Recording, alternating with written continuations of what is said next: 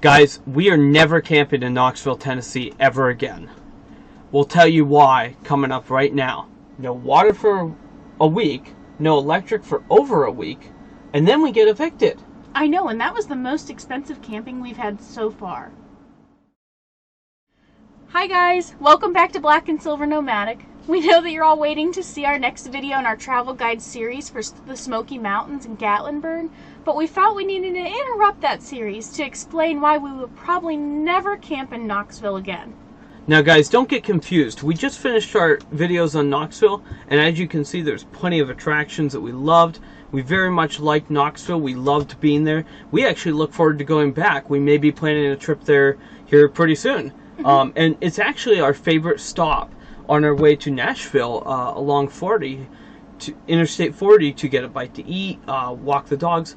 We love Knoxville. But as far as the campgrounds go, that's another story. So coming up next, you'll get to hear about the 3 campgrounds we stayed in during our time in Knoxville and the story of how we got evicted from one of them. You won't want to miss this.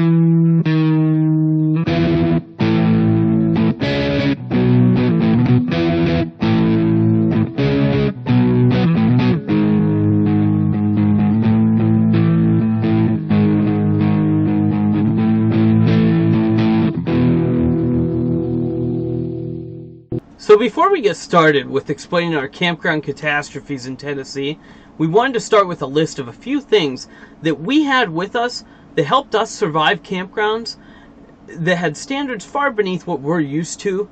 And these are just some of the day one items that we think everyone should have before they hit the road. If you have a low travel trailer like we do, ours has a very low suspension, and you have any length at all, a lot of the toy haulers tend to run into issues as well just due to length. You need to have some kind of bottoming out protection on the back.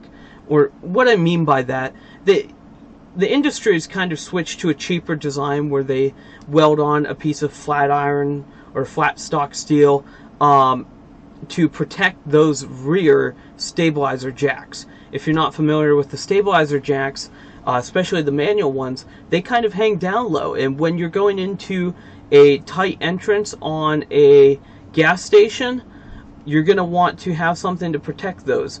Also, some of the steeper sites, as you'll find out here soon, you want to have some protection back there. Us personally, we added these after the fact on our camper when we had bought it new back in 2008. My dad welded on a set of heavy caster wheels, and we like the casters because they actually roll. The other thing is an EMS surge protector. Surge protectors are great, but EMS is going to protect you from even more with those low voltage environments. And the last thing is leveling boards. And we actually had all of these things going out, but I'll tell you, I've never in my life needed more than 3 leveling boards, and I did this trip. So starting out for the first time traveling in December 2021, I accepted a 3-month contract to UT Medical Center in Knoxville. And we were so excited, we got right to looking at campgrounds to stay in, which kind of turned into a difficult process because everybody just goes south for the winter time. So it did turn out to be a little bit difficult to find a campground, but we did manage to find a campground in the area. It was only 5 minutes away from my hospital, and it was called South Lake RV Park. And we thought that we had hit it really lucky. When we called them on the phone, they managed to squeeze us into their long wait list that they had. We looked at all of the reviews online.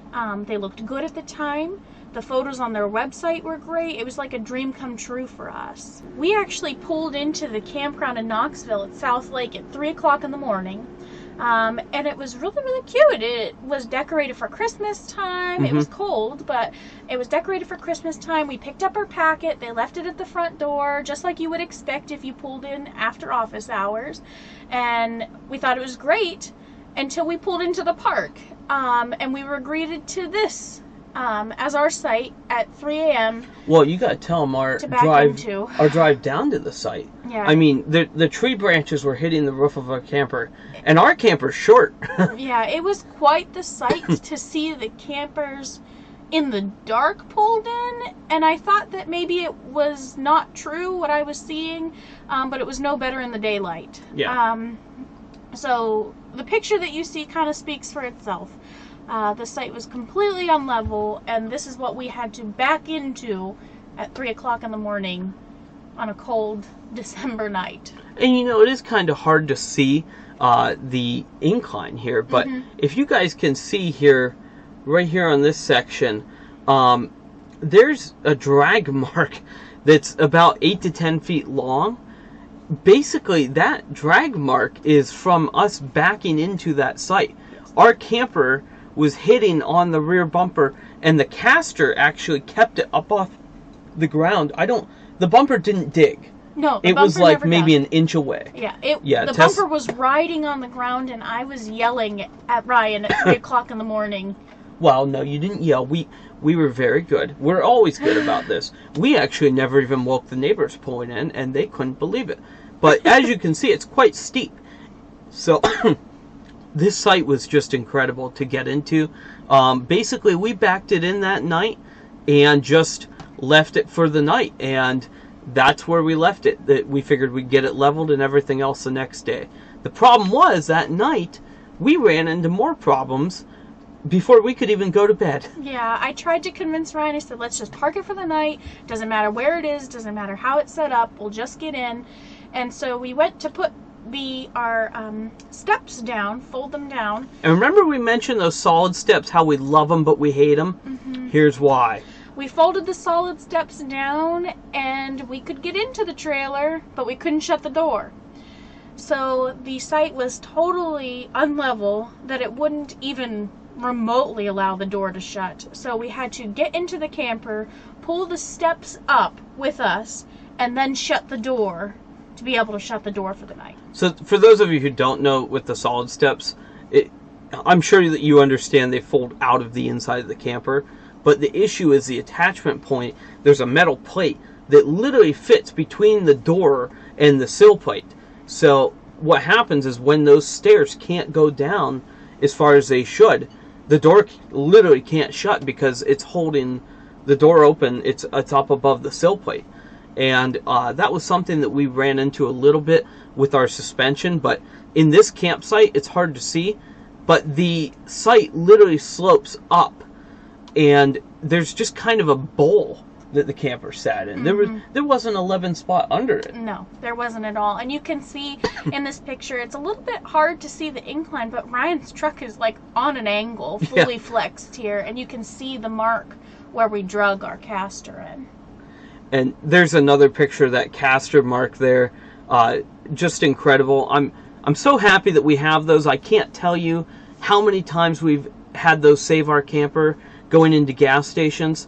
Definitely, if you are having any kind of issues with ground clearance or you have any length to your camper, make sure you have some kind of rear protection. And there's the rear wheel just totally flexed. And I don't know if you can see, but actually the front hitch, like I said, the whole site was kind of like a bowl. So the front hitch is actually like on the ground at this point as well. There's some more of that flex. And you can notice too the frame right here where my cursor's at, a few inches off the ground at max. The hitch is like in the ground. And the other thing too to bring up here is the campsite is sloped, but then there's this like hill here that drops off pretty steeply. I'll tell you a little bit more about that in a minute. There's this side, and again that bowl thing. You can see our front axle is way higher than the rear. This campsite is just so unleavened. But we parked it there for the night, and And in this photo here, we couldn't see it in the nighttime, but we definitely found out it was there in the daytime. And we talked to our neighbors as well. You can see this giant tree limb in the background. So this tree limb had actually fallen. It was a dead tree. Oh, that's just a little bit of it. Most of it was hauled out. Yeah, a dead tree had fallen onto our neighbor's camper, causing them to have to get an entirely new camper. It completely damaged it. Yeah, it totaled the camper. And instead of hauling away this tree limb, the maintenance people at the RV park just decided to leave it in our site. And when the site was empty, they never did any tree maintenance either. That was something that we found in Tennessee. And this is what we're talking about with Knoxville campgrounds. And this is what we found in most of them that we've looked at. And this includes some of the campgrounds in the nicer areas like Gatlinburg. Unfortunately, before you go, you need to check them out. A lot of these campgrounds, they just stick you in a tight spot in the hill, and it's surrounded by dead trees all over the place. It is not unusual to have trees fall on campers in Tennessee. And actually, while we were there, another limb fell. Yes, and it did. we couldn't wait to get out of there because of the tree issue. So in order to get this thing level, the next day we actually had to go to Home Depot to buy more leveling boards. I've never had to do this. We had to buy leveling boards, just plain boards, and then in the parking lot, Ryan cut them down to size. And don't think we don't travel with leveling boards. We have 3. we have 4.5 inches of leveling that we can do with the boards that we travel with, but that wasn't enough at this site. No. So right here is a picture of our contraption. Actually, it doesn't even show the full length. You're going to get to see the full length in a minute here. This is 5 boards on the one end. Yep. That's the end that's kind of hard to see. Oh, you can kind of see it right here. So we had to go 5 boards. Again, it's kind of a dish. And then 4 boards on the front. I've never had to do anything like this ever. And then the other side, we had to actually put some boards as well. But you'll see that in a minute. So there we are, leveled. Finally, after hours and 2 trips to Home Depot. I thought it looked pretty good there. It did. It did. And, you know, we were super happy when we didn't know if there was other options for campgrounds that we managed to get leveled and make things work. You know, this was our first trip out. This was our first real contract. In Altoona, we were only there with the camper for a couple weeks because we were still building it at that point. So it was nice to be able to get set up. But as you guys can see, there's mud everywhere. There was no grass. It was all leaves. And we're not actually that high maintenance of campers. We live with very little right now. But it was difficult here because we didn't have any extra storage with the cargo trailer. No, we didn't have anything. Everything was stored outside at this point. And we were still buying things to make, you know, these cheaper sites work. But funny enough, in Tennessee, these were not cheap at all. This one was $700 a month for all these issues. And just, you know, dead trees falling on us every time the wind blew. Terrible mud. Jeez, oh man, Holly Grace. Holly Grace found a squeaker. And the other thing that we had issues with here was someone hit a main water line and broke it. We didn't have water for almost a week. So that was awful, especially with Tessa working at the hospital. I mean, she needs to be able to clean herself. And so thankfully they did have a bathhouse here. I wouldn't say it was the greatest bathhouse, and it was quite a hike. No. But they did have something. And what else happened here? Really, I mean, most of the site you can kind of see from the pictures. It looks like there's a little bit of grass, and you can see leaves on top because, you know, it is winter full time. But underneath the leaves, it's just straight mud. There's no stone. Like, it was just straight up mud. And if you watch the videos before where we tore our camper, the inside of our camper is white and blue. And we have 2 little dogs. The back was very close. This is on the driver's side here. We actually managed to get a board under the jack, unbelievably. But, like, the bumper is inches from the ground. And there's the back rack. Yeah, the back rack is literally sitting on the ground. And don't get me wrong, it was about an inch or two above the ground before we leveled the front up. We did have to bring the front up. But when we brought the front up, Tessa had to be in the back. And basically we had to end where the rack hit the ground. Thankfully it was pretty well level at that point. Mm-hmm. But there you can see also, like, the back is literally touching the ground. We didn't even crank the stabilizer down. It's just touching. It's in the hillside. I will say though, being on the road full time, we use washer, dryer, dishwasher. Washer, dryer, spin cycle is quite a ride. We love our X-Shocks. Definitely do a nice job getting the stabilizers down. This was the best because remember the spin cycle, we didn't even feel it. Yeah, I mean, it kind of helps when your camper is stuck into the side of a hill. Yeah, and the washer dryer. The washer dryer happens to be, right here. So no vibration at all on the spin cycle. Are we all behaving? No, not really, but we're fixing it. Let's see here. So basically, to show you, we were 5 boards on the other side at the max point. We actually had 2 boards on this side as well, just to get it off the ground so that it wasn't hitting. And get those steps up far enough because the ground sloped up so much away from the camper. And then here's a little bit back further. So, just it wasn't a site that we wanted to deal with for long. And I think the water was the last straw for us. I remember that was around Christmas time. Mm-hmm. And the water pressure here was so low. For those of you who know our camper, we have a instant hot water tank. We actually have an internal regulator and gauge, and we run a pressure booster pump. We had to add a second pressure booster pump for the hot water because of this campground, because we were only getting 5 to 10 pounds in. This is a complex setup. It's not something I'd recommend for anyone unless you really know how to regulate your water. Otherwise, you'll blow your lines in campgrounds that do have pressure. But we like it, and it works for us, and it allowed us to stay at this crappy campground for a full month. Right. There's the dog pen. You guys can kind of see in the back here, the dog pen panels like slope up. We had to set them all differently. Even the table, you can see, it's literally on a slant. Yeah, the whole site was. It was nuts.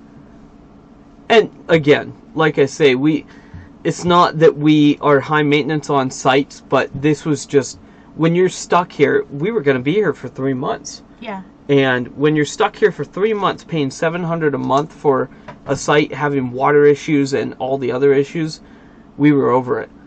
And this is the overflow parking that we had to deal with. We unfortunately were unable to keep our truck on our site. Well, both of them anyhow. That hillside that I told you I'd talk more about later, next to the truck, they had water lines buried in that, just beneath the surface. And so when I parked over a little bit further to park both the trucks, the maintenance man came down and started having a fit because he thought that us just parking our trucks in front of our camper would be enough to catch a water line. They literally had water lines just beneath the surface running everywhere in this campground. Which is why we were without water for a week, because somebody literally backed up too far and just ran through. They ran over one, yeah. They were just literally PEX lines just in the ground, laying on top of the ground. Oh, it was a nightmare. Definitely a no-go. And what's crazy is that the reviews on this place were pretty decent. Yeah, they were. At the time, they were. If you look them up now, the truth is starting to come out a little bit. And we witnessed several people who showed up in big 45-foot diesel pushers, like, not Prevos, but they were nice Newmars. Like, the one was a real nice Dutch Star, and it was new. Yeah, he pulled in, and he was very upset. Yeah. Because they're advertised as having a couple pull-through sites, and none of these sites are pull-through. I think there's 2 pull-through sites up by the camp store, and they're reserved for, very special people, apparently, because we asked about them, and weren't able to get one, but they kept those for overnighters because they were pull-throughs. But yeah, which makes sense. But they also advertised that this place was big rig friendly, and let me tell you, yeah, it's not big rig friendly. The only big rig that we saw in there was a Momentum toy hauler fifth wheel, and it was a bigger one. It was like 42 feet. They had this thing finagled down in the trees. I swear to you, the trees weren't more than 2 inches. Side. We talked to the guy. He was ex-military or some form, and he was telling us it took him hours to get it in there. And that Newmar did end up staying because there's no other options in Knoxville, Tennessee that are decent. And so he did stay, but it took him several hours to get in. And those were just some of the pictures as we had pulled out that camper that you just viewed, because we did leave. And when we left, we went to Clinton KOA in Clinton, Tennessee. So this is a little KOA that we found after we were super fed up with all of the mud and disgustingness and no water after all the rain and no water. So this was about a half an hour north of where my hospital was. 20 minutes, half hour. Do they know that we got evicted from one of these campgrounds? Yes, they And did. it wasn't even the bad one. Yeah, we willingly chose to leave the bad one, but this is the one where we had a little bit of trouble. So when we first... Don't spoil it. When we first got there, everything was beautiful. Well, kind of. They tried to put us in that small site, but then we asked for this one, remember? Right. But compared to what we had come from, the yeah, caved site was quite impressive. We were singing praises. Yes. Stone was very nice to see. Flat. Yeah, they had washed 2B everywhere. No trees. And there was grass in the site. Yes, it was great. We thought we were living the life. They actually had quite a bit of mud here as well, because it was so wet. And remember, they were asking if they could put some straw down in certain places. There was a lot of good about this campground for our long-term experience, I guess. And they had a really nice, he was a camp host, very nice to talk to and very attentive. And it was, it started out really, really great. Yeah. They have trash pickup at the sites. They had cans there. They would come and get your propane filled and bring it back and just charge it right to you. You never even had to tell them, just put it out by the can. Yeah, there was a lot of nice things. There was room for the dog pen. The dogs liked it. It was a pretty nice site. We stayed there for over a month. Yeah, we did. About 6 weeks, 7 weeks. Yeah, something like that. And then tragedy struck. This was the first kind of tragedy. It's really hard to see from this picture, but if you had, we had noticed it, and Ryan absolutely noticed it because I watched it happen. Go ahead. Well, every morning, this campground's situated next to a few RV dealerships situated around Knoxville, and so having pull-through sites, this was a place that a lot of people came with brand new campers after their pickup. All hours of the day, people are in and out of this place. It is the noisiest campground I've ever experienced. The two good things that we really liked, we hate Walmart, as you all probably are finding out, but there was one next door. That was super convenient. There was also a Speedway gas station with a truck fill-up, so we had DEF for Tessa's truck. And then there was also a Tractor Supply next door with a dog wash station. So we had all these nice things next door. The campground was quite a bit out of town, but the traffic in and out of this campground was terrible. And one morning, about 5 o'clock in the morning, some guy and his new travel trailer came ripping around the corner here and basically took out these rocks. He drove right over them with the trailer. We almost had his travel trailer flipped over right in the middle of the road. Yeah, so this big rock right here, kind of right in front of where Midnight is, it was completely shifted. Like, it was out here, and it's back here now. He's lucky he didn't flip that camper over. Yeah. But that doesn't affect us. I just couldn't get over that. I've never seen anyone drive through a campground like that before. And then we started to have some electrical problems. A big Momentum toy hauler pulled in behind us, and then he left for a couple of weeks, actually. Yeah. And our power started to go on and off, getting increasingly worse. And basically, it was tripping the EMS, our surge protector, which has a readout, and it was telling me that the voltage was too high on the lines. So originally I started playing with the EMS, making sure it was calibrated properly. We even went as far as to buying an external unit to be sure. Finally, I got around to testing the neutral on the post because the campground wouldn't do anything about this. This had been going on for days, and we had all of it documented, but basically I was just so frustrated. We've stayed with KOA my whole life, all over the country. When you're in a place that you're unfamiliar with, you always knew KOA was going to give you a certain quality of stay. It might not be the fanciest, but you knew that you could stay there, be comfortable, and be safe. And we ended up finding out that our entire row was reading out 12 volts on the neutral, which was feeding into our power legs and basically setting off our surge protector. Well, unfortunately, we were the only ones with a decent surge protector, other than the guy in the Momentum behind us, who wasn't there because he was working.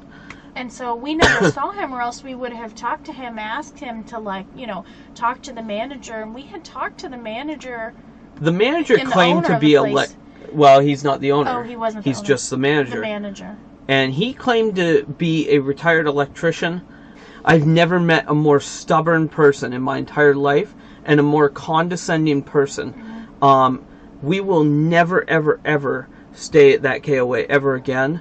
And it kind of shook the faith for us for all KOAs, honestly. I was very surprised. And I'll tell you, we were very upset, and we almost pursued some, course of action, because basically we were paying over $1,000 a month to stay there, right? Yeah. Oh, yeah. It was $1,200 a month or something like that to stay there. It was crazy high.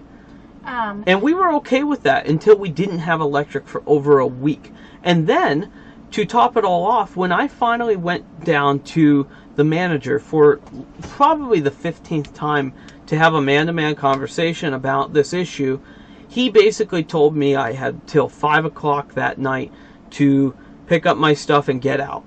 Yeah, we were paying weekly on our site, and so every Monday our rent would come due. And so Ryan, we started having issues on Tuesday. When we say the electric was going on and off, it wasn't just every once in a while. It was on for 5 minutes, off for 10, on for 3, off for 6. Well, at first. And it just kept flipping on and on. And then on. it started going off for hours at a time. Right. And that was the issue. The one night we ran with the furnace all night. Right. And I'm sorry, the battery on the furnace. Yeah. And so it was really becoming an issue, and Ryan had called him and said, please at least come take a look. He wouldn't. He wouldn't come look. He wouldn't come test any of the posts. He tested the posts on a row, 2 rows down. He tested his post. And his post, which was on a totally different section of the campground. He's up in the seasonal section. And so it was just a terrible situation, and Ryan finally got a call from him, and I've been working night shift this whole week, so I was sleeping during the day. Ryan was dealing with all these issues and dealing with them at night too, and I'd be away at work, and he called Ryan back, and we were very, very hopeful. Well, it was Monday when he called us back, and he told us that we had until 5 p.m. to get out. And he was just going to kick us out the day that it was due, after he had drug his day that rent was due, after he had drug his feet all week, specifically to wait until our rent was up, so that we couldn't hold that against him, I guess. Yeah, I don't know. It was a terrible situation. It was so bad that I don't feel I could even have a proper conversation with the campground about the incident. They basically robbed us of our money, leaving us in the dark for that long. And, I can't compare other KOAs to them because of that, but I will say allowing managers in the system like that is terrible. And there are several reviews we've seen about this guy in particular, and, you got to take care of stuff like that, because people aren't going to come back. But that wasn't the only issue, this campground. And this is a resounding theme with all Tennessee campgrounds we've noticed If you look real closely, the sites other than ours in the entire campground are quite small.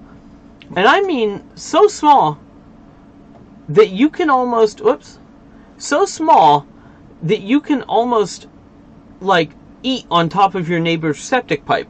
Yeah. Literally, the site behind us, that's the way it was. Yeah, the septic pipe literally ran into the middle of this man's yard.